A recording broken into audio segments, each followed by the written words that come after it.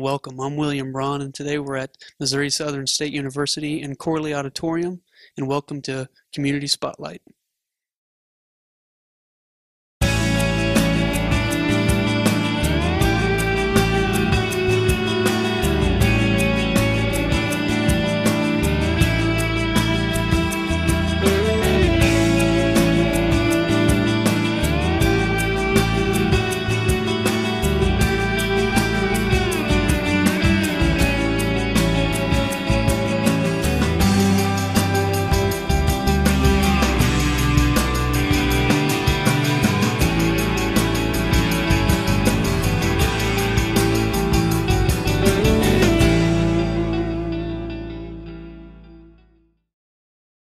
Hello, and welcome to our show. Today we're going to be taking a look at 3 different nonprofit organizations here in Joplin, Missouri, to give you guys a little bit better insight on what's going on and how to get involved. Our first interview is done by Grace Kelly, and she's interviewing NALA.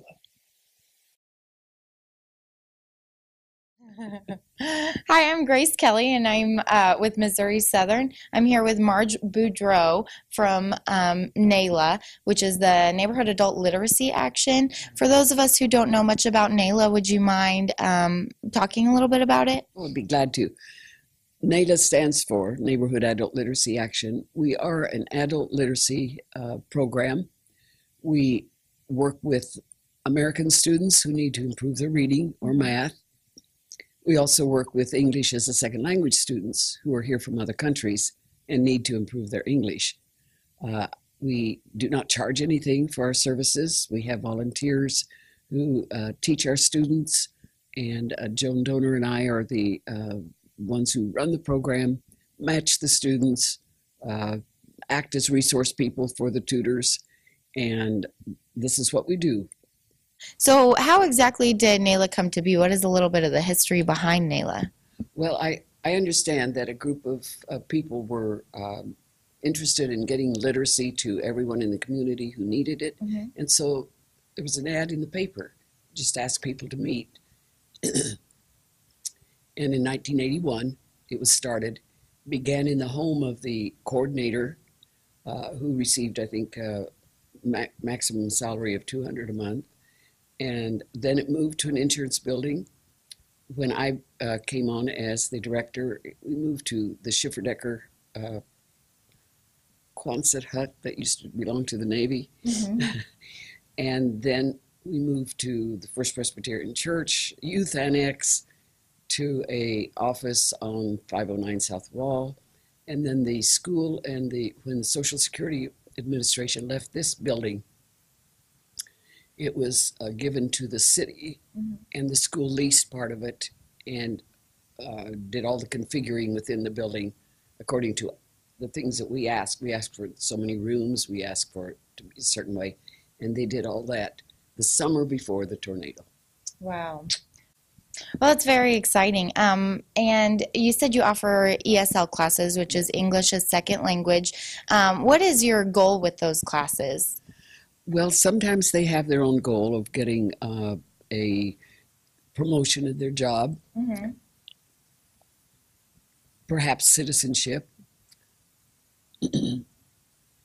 or maybe they just want to learn English well enough to go out and shop on their own and not have to have somebody with them talk to their children's teacher without having their children translate for them. Right. So they have different kinds of goals. Mm-hmm. We have several people here right now who were let go when a company closed down. And so they're coming from the job center, I think it's called now, from the job center, and they attend classes. So they're here maybe 4 hours a week, or actually about 8 hours a week, mm-hmm. Taking classes. And then that goal, I think, is to improve their English enough that they can get hired. Mm-hmm. Okay, so how many students do you serve on a yearly basis? Through a year, 150, give or take a few, mm-hmm. And most of those are English as a second language students. Okay. And how much does it cost for a student to go through the program? Well, we've figured out that cost because it's one way to itemize things, mm-hmm. I guess you would say. So around $14, $15 an hour for students to be here. And so they're here maybe 5,000 hours within a year. So that's how it comes out. And even though we don't pay our volunteers anything, Joan and I do get a salary. We pay for utilities, custodial, and of course the books, things that are necessary, and we do not charge. Okay. And through being able to offer tuition-free services and classes to students, how exactly do you pay for those? We do receive funding from United Way. We're a United Way agency, so we receive a monthly allocation. We also receive money from individuals within the community, and we have a special fundraiser, Spell Ball, once a year, in which we raise, I believe last year around 6,000, sometimes 4 or 5,000, but we're hoping to increase it to 10 this year. So that's been a big boost for us also. We write grants to foundations, to companies here in Joplin, wherever we have an opportunity. Okay. And do you often, or all of your tutors, are they volunteers? Yes, our tutors are all volunteers. Okay, and what kinds of fundraising goals do you have for this annual Spellball fundraiser that you have every year? Well, we hope to get more companies involved this year. We hope we're doing a different kind of Spellball. We started it last year, and we're going to continue it this year. And so we are hoping to raise $10,000 this year. And we're having it at St. Paul's United Methodist Church, and the church people there are very cooperative and help us out a great deal. So it's a great evening. It's a lot of fun. Okay, so this annual Spellball fundraiser that you were talking about, I understand that it is the 28th of March? That's correct. Okay. 28th. So, and that's at St. Paul's Methodist Church here in Joplin. Tuesday night, and we ask people to get there at 5:30, but it really begins at 6. And that gives people a chance to browse the silent auction and get some concession. There'll be food for sale, and just see what's going on. Awesome. So for those of you who are interested in getting involved, if you would like to attend the annual Spellball NALA fundraiser, they'll be on March 28th. That's a Tuesday in 2017. On a regular basis, are you ever looking for volunteers to tutor any of the students? Yes, we do need volunteers all the time, because even though we have a good base, maybe 30, 40 right now, still people have to leave for various reasons, and so we're always needing. And we need them for individual students, for American students who need to improve reading, for people who need to do their math, or sometimes a small class for English as a second language, whatever the volunteer feels comfortable doing, and we do training. Okay. And NALA is located here on the corner of 2nd and Main Street in Joplin. So if anyone's interested in getting involved, would it be best if they maybe just stopped by? They can just stop by, or they could give us a call, 782-2646, and let us know so that we're sure that we're here and able to talk with somebody. Right. But people do just drop in. One of the people that dropped in, we always ask, what made you stop by and why did you want to be a volunteer? She said, well, I was going by the building and God told me to stop in. So people come for different reasons. Right. Thank you for being here with me today, Marge. I really appreciate your time. Well, thank you. I appreciate your questions and giving me the chance, even though I can't talk very well. For part 2 of our program, Faze Roeder, a student here at Missouri Southern State University, will be interviewing at the Children's Miracle Network. Hi, I'm Faze Rader, and this is Community Spotlight. I'm here today with Heather Lesmeister at the Children's Miracle Network. Okay, Heather, why don't you tell us a little bit about what Children's Miracle Network is and what it is that you do here? Sure. I'll just take this from you. Thank you for coming in and giving us the opportunity to talk about Children's Miracle Network. It's an organization that actually next year Freeman Health System will be 30 years and being a partner hospital with Children's Miracle Network. So we're very excited about our 30th anniversary. It's something that started out of Salt Lake City, Utah. Our founders are John Schneider, who was Bo Duke on Dukes of Hazzard. I know you may be kind of young for that, but I've seen the show. go. And then also the Osmond family. And so they co-founded Children's Miracle Network in 1983, and our hospital, Freeman Health System, became a partner in 1987. We help kids age birth to 21 with any type of medical need they might have. So the beautiful thing about that is it's across the board. It could be a kiddo that they've been maybe in a car accident and their insurance doesn't cover a wheelchair, specialized equipment, medications, specialty trips. So if we have kids that maybe need to go to Kansas City because there's not the specialty care here in the area, then we can do gas assistance to get them there.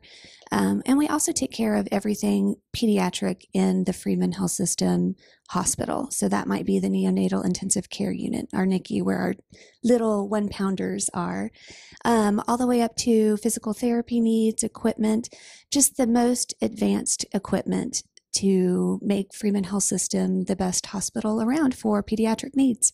So what is it that about your past experiences, maybe your life experiences, and then events that have happened in the last 11 years that have kept you committed and passionate about Children's Miracle Network and about working here and helping these families?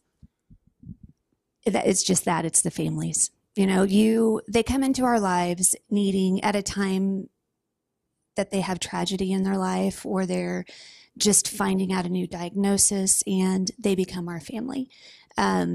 I have an 8-year-old son that I've been here longer than that, but Maddox, he was born with bilateral hearing loss. When I first started working here, I would have never thought that it would impact my life the way it did, but Children's Miracle Network has actually helped my son because insurance doesn't cover hearing aids. And they're about $6,400 every 3 years. And so that's been something that not only have I been able to help other families, but they've also helped me. So it's been kind of a nice full circle in that respect. But these families come in and they become your family. You see them grow, you triumph with them when their surgery goes well. And then just they come in and just share with us. We can be a place that they can even come and cry with us. They can come and laugh with us. Birthdays, celebrations, these families are with us for years, and I love seeing them grow and get bigger. And that is so great that the community can come together and help their own, because 100% of the money stays local. Being a partner hospital, Freeman Health System pays for all salaries. They pay for budgetary needs. So anything that equipment, things in the office, paperwork, little incentive items, any of that type of stuff comes out of a separate budget that Freeman pays for. So any of the money that we raise goes right back out through our disbursements to help families. So we can say 100% of it actually helps the kids in the community, which is very special to be able to do. Yeah, I think especially for a nonprofit to not have to worry about any of that money coming in going towards office supplies, I think that would make a family feel really good, and especially anybody donating, that would make them know that their money's actually going to a good cause. Okay, so you did talk about that Children's Miracle Network does help these kids as they grow up with any of their medical needs. So tell me, if 100% of these donations stays local, where do you get these donations? What kind of, what do you do to raise this money? Do you have events, fundraisers? Like, how does all that work? We are really an event-based program, and then we also have national partners that help do fundraising for us. So it's kind of in two different sets. We have events, programs, and partners. Being a national partner with Children's Miracle Network Hospital, we have partners such as Walmart and Casey's, Dairy Queen, Ace Hardware. They come along. Our national office helps secure those on a national level, and they all have different campaigns throughout the year that they raise funds for us. Those are some of my favorites. Getting to know the community, that all of them it's not something they have to do, it's something they want to do. So they get together and we get to know those people. Some of my best friends have come from people I probably wouldn't have ever met had I not been involved in this organization. We are based in a couple different ways. We have events, we have programs, and then we have national partners. With Children's Miracle Network being a national partner, at the office level in Salt Lake, they are able to secure people like Walmart, Sam's Club, Casey's, Dairy Queen, Ace Hardware, Panda Express, just to name a few. And they do campaigns for us throughout the year. So all of them are a little bit different too. Like at Walmart, you'll see them asking for a donation at the register during a 6-week campaign time. All of that money comes back local to us. We have 20 different Walmart locations and Sam's Club that raises funds for us. Casey's is another one. That campaign will be in February. They ask for donations at the register too. We have 46 Casey's locations that raise funds for us. So that has been one of my favorite parts of the position, just getting to know those fantastic people that raise money for us. It's something they don't have to do. It's something they want to do. And getting to know their stories. There's a lady and what drives them every day. There's a lady that's a manager at 32nd Street Casey's. Mandy is amazing. She's lost 2 of her little girls to heart disease, and it fuels her. You know, it makes her want to make life better for other kids. And you can see it in her passion every day. And great friendships, great leadership from stores that they get the community involved. So they are the vehicle and the community is the one that makes the donations. So just getting that awareness out there and letting them know that happens. We also do a lot of localized events. So we have a golf tournament this will be its 25th year in existence. And we have an event called Wine, Women, and Shoes, which is just a fun event for the ladies to come out. So there's also localized events that we do as well, as far as the national partners. And then there's national programs. So that would be something like Dance Marathon. Pittsburgh State University and Missouri Southern, hopefully soon, will be doing something like this for us. It's a year-long commitment that the students on campus raise funds, and it's a student-led event. They come together with a culmination of it's called Dance Marathon, and it's usually 6 to 12 hours that they stand on their feet and celebrate the funds that they've raised all year for these amazing kids that we help.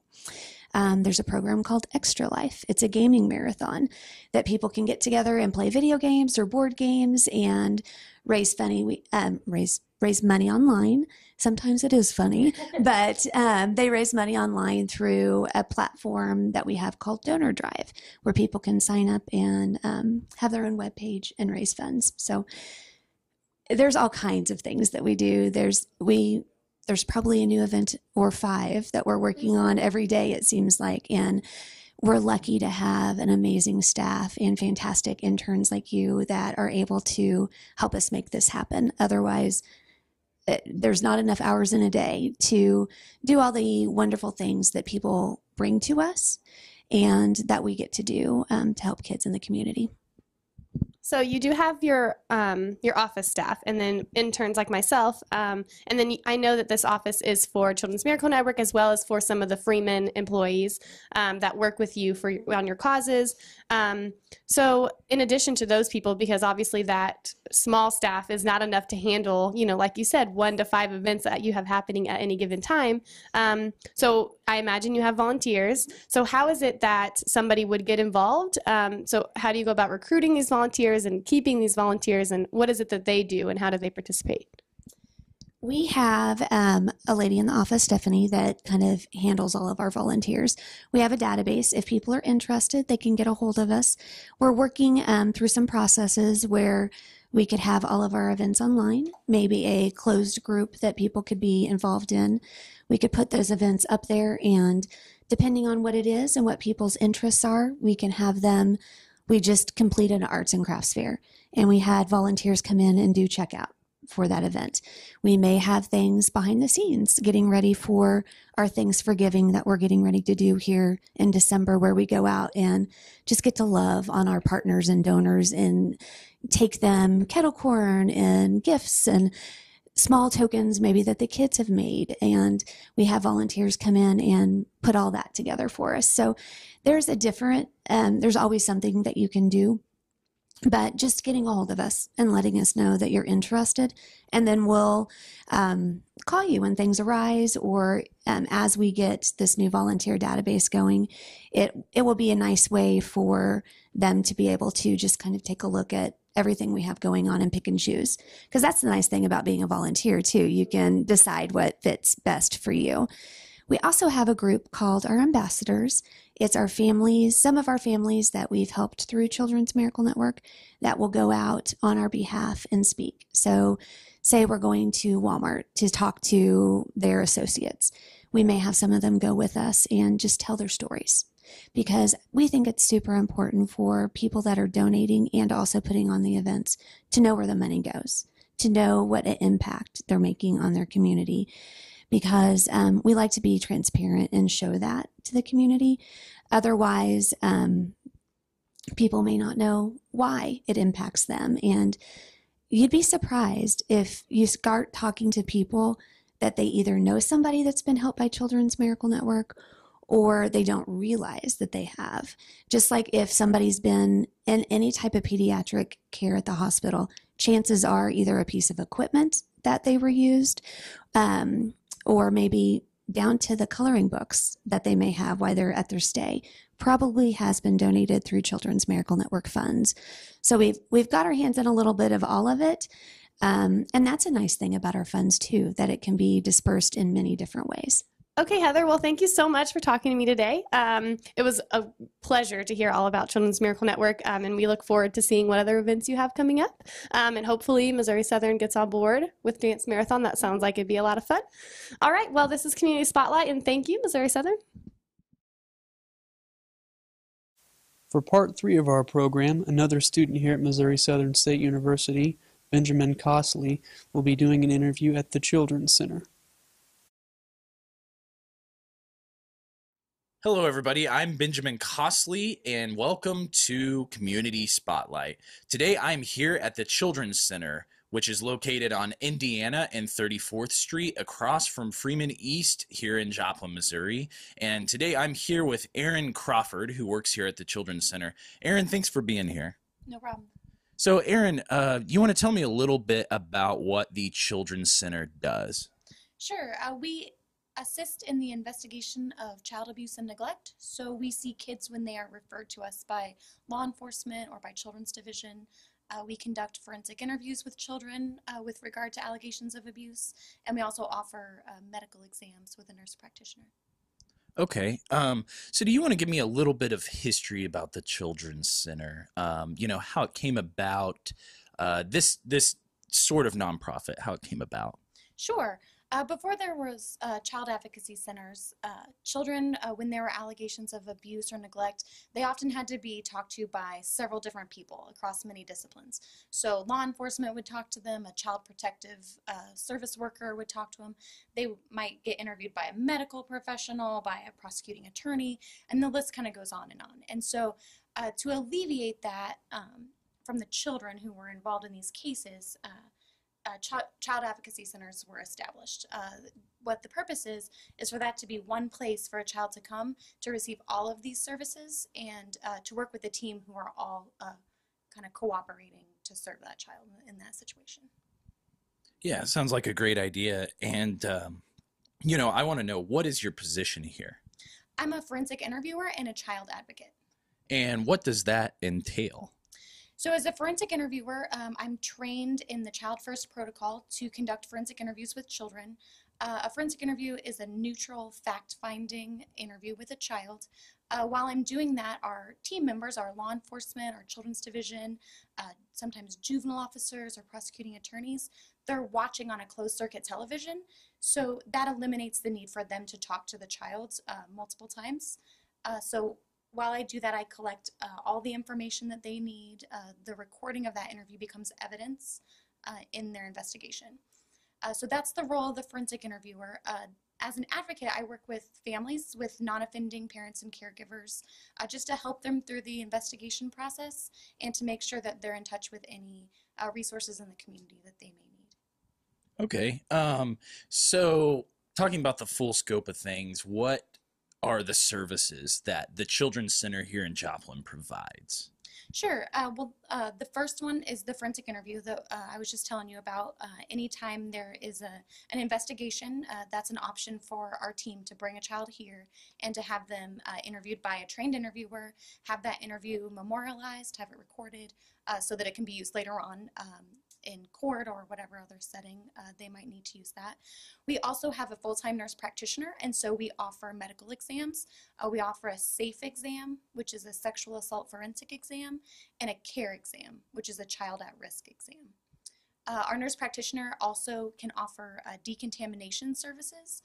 If a child is in an active meth lab, they can come here and get checked over by our nurse practitioner and be decontaminated from any chemicals or any harmful substances that might be on their body.